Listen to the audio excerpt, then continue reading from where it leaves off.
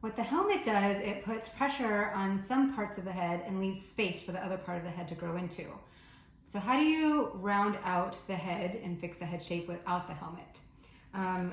First, you have to start on why it's happened to begin with. So if you think of the head shape at delivery, this is the base of the head right back here. And if you are looking down from the center, this is the spinal cord going through the middle. There's 4 parts, very rough drawing. And there's a nerve that goes through here that goes to the tongue, and that's responsible for the sucking reflex babies have when they're born. And then you have the bones that make up the ears. They form a hole on both sides. So the temporal bone meets with the occipital bone and they form a hole called the jugular foramen. And there's nerves that go through here. And one of these nerves goes to one side of the neck and another one of these nerves goes to the other side of the neck. If there's compression on this hole, so this hole is smaller, then these nerves can get irritated, not work as well, and then this nerve would pull harder, and that's what leads to a preference to look to one side.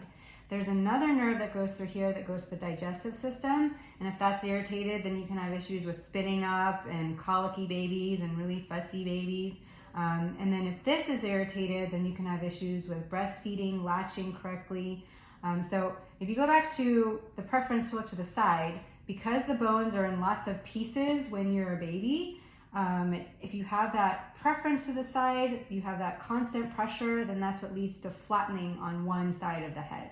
And because of the head being a continuum, the other parts of the head shape can also change. So the ears, like one ear can become more forward than the other ear, a cheek can be bigger than the other ear, an eye can be smaller than the other eye, the forehead can also be different, like one side coming out more than the other. And that's as the back of the head is changing, the front features are also changing. And so what we're working on is addressing why this is happening to begin with. There's also a membrane that surrounds the brain. It goes all the way down the spine and attaches to the tailbone area. So if things are stuck at the base of the head, they can be stuck all the way down here. And the reason that's important is because there's nerves that go from here to the colon, and when that gets freed up, that can lead to pooping. So if this is stuck, the opposite of that is constipation. And when you free up this, you're indirectly freeing this up. And when I do treatment, I actually start from below. I work my way up. I work on the diaphragm area here. I work on the thoracic inlet area that helps with the lymphatic system and draining the ears to help prevent ear infections. We work on the base of the head, all of this, and we work on reshaping the whole head. So it's more than just reshaping the head, because all these things can go together, which drive us nuts as moms. You know, we have lots of guilt, like, did I do anything wrong? And this is first and foremost not your fault. It could have started the way the baby was positioned in the uterus.